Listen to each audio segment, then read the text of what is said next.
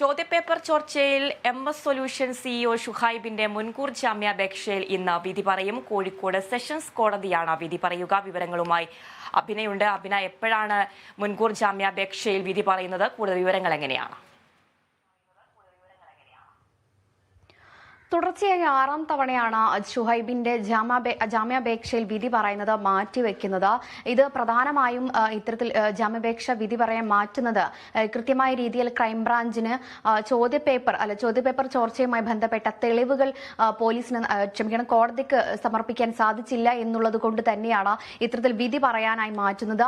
ഏകദേശം 11 മണിക്കാണ് കോടതി നടപടികളെല്ലാം ആരംഭിക്കുക. 12 മണിയോടുകൂടി ഈ ഒരു കേസിൽ വിധി വരുമെന്ന് തന്നെ പ്രതീക്ഷിക്കാം. ഇതിൽ പ്രധാനമായും ഈ ഒരു കോടതി കണ്ടെത്തിയിരിക്കുന്നത് ഇതിൽ 3 വകുപ്പുകളാണ് ഷുഹൈബിനെതിരെ ചുമത്തിയിരിക്കുന്നത്.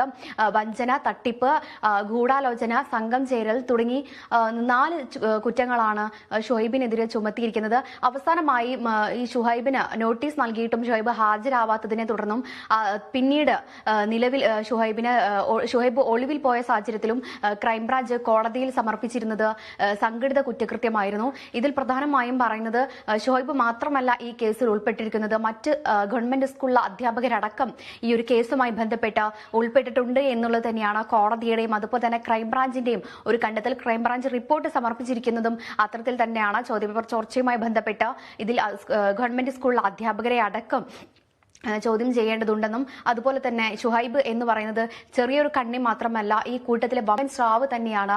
അതുകൊണ്ട് തന്നെ ഷുഹൈബിനെ പോലെ തന്നെ മറ്റ് അധ്യാപകർ കൂടെ ഈ ഒരു കേസിൽ പങ്കാളികളായിട്ടുണ്ട് എന്നുള്ളത് തന്നെയായിരുന്നു പ്രോസിക്യൂഷന്റെയും അതുപോലെ തന്നെ ക്രൈംബ്രാഞ്ചിന്റെയും ഒരു കണ്ടെത്തൽ. കൂടാതെ ക്രൈംബ്രാഞ്ചിനെ സംബന്ധിച്ചിടത്തോളം കൃത്യമായ ഒരു തെളിവ് ഈ കോടതിയിൽ ഹാജരാക്കാൻ സാധിച്ചിരുന്നില്ല. അതുകൊണ്ട് തന്നെ കോടതി പറഞ്ഞിരുന്നു കേസ് ഡയറി ഹാജരാക്കുന്നതിനായി കോടതി ഇത്തരത്തിലൊരു വിധി പറയാൻ കാരണം എന്ന് പറഞ്ഞിട്ടുണ്ടെങ്കിൽ ഈ ഷുഹൈബിനെതിരെ നേരത്തെ മൊഴി കൊടുത്തിരുന്നത് മറ്റൊരു യൂട്യൂബ് ചാനലിലെ അധ്യാപകൻ തന്നെയായിരുന്നു. ഈ അധ്യാപകന്റെ മൊഴിയുടെ അടിസ്ഥാനത്തിലാണ് ഈ ഒരു കേസ് ഡയറി ഹാജരാക്കാൻ പറഞ്ഞിരുന്നത്. ഇതിൽ പ്രധാനമായും പറയുന്നത് ചോദ്യപേപ്പർ മോഷ്ടിച്ചു എന്നുള്ളത് തന്നെയായിരുന്നു ഈ യൂട്യൂബിലെ മറ്റൊരു യൂട്യൂബ് അധ്യാപകൻ നൽകിയിരുന്ന മൊഴി. ഈ മൊഴിയുടെ അടിസ്ഥാനത്തിലാണ് കോടതി ഈ ഒരു കേസ് ഡയറി ഹാജരാക്കുന്നതിനായി ഈ ഒരു കേസ് മാറ്റിവെച്ചിരുന്നത്. പിന്നീട് കേസ് ഡയറി മാറ്റിവെച്ച സാഹചര്യത്തിലാണ് ഇന്നത്തേക്ക് വിധി പറയാനായി മാറ്റിയത്. ഏതൊക്കെ രീതിയിലായിരിക്കും ഇന്ന് വിധി പറയുക എന്നുള്ളതാണ് ഇനി അറിയേണ്ടിയിരിക്കുന്നത്. കേസ് ഡയറിയിൽ എന്തൊക്കെ ഉൾപ്പെട്ടിട്ടുണ്ട് എന്നുള്ളതടക്കം പരിഗണിച്ചുകൊണ്ടായിരിക്കും ഇന്ന് കോടതി വിധി പറയുക. ഇതിൽ പ്രധാനമായും പ്രോസിക്യൂഷന്റെ ഭാഗത്തു നിന്നും കണ്ടെത്തിയിരിക്കുന്നത് ഷുഹൈബ് തന്നെയാണ് ഇതിലൊരു കുറ്റവാളി. ഇത്തരത്തിൽ കുട്ടികളെ ചൂഷണം ചെയ്യുന്ന രീതിയിലുള്ള നടപടികൾ ഒരിക്കലും അംഗീകരിക്കാനാവില്ല തുടങ്ങിയ കാര്യങ്ങൾ തന്നെയായിരുന്നു പ്രോസിക്യൂഷന്റെ ഭാഗത്തു നിന്നും ഉണ്ടായിരുന്നത്. എന്നാൽ മറ്റൊരു പ്രതിഭാഗത്തിന്റെ ഭാഗത്തു നിന്നും ഉണ്ടായിരുന്നത് എന്ന് പറഞ്ഞിട്ടുണ്ടെങ്കിൽ അതിൽ പ്രധാനമായും പ്രതിഭാഗ വക്കീൽ പറഞ്ഞിരുന്നത് ഇപ്രകാരമായിരുന്നു. അതായത് ഒരു ചോദ്യപേപ്പറിനെ കുറിച്ച് ചോദ്യങ്ങൾ വരും എന്നുള്ളത് മാത്രം ഒരു പ്രിഡിക്ഷൻ മാത്രമാണ്, പ്രവചനം മാത്രമാണ് പറഞ്ഞിട്ടുള്ളത്.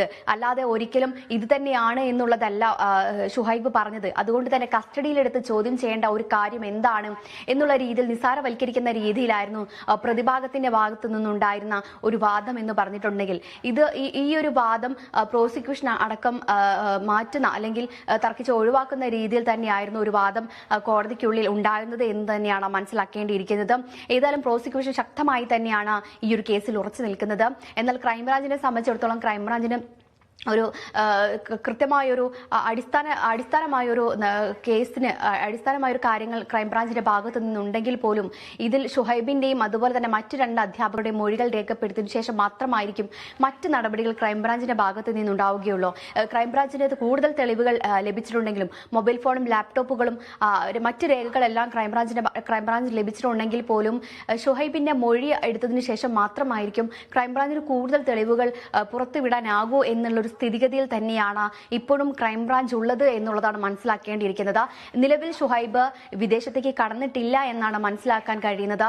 കൂടാതെ മറ്റ് 2 അധ്യാപകരും ഇപ്പോഴും നിലവിൽ ഒളിവിലാണ് എന്ന് തന്നെയാണ് ക്രൈംബ്രാഞ്ച് വ്യക്തമാക്കുന്നത്.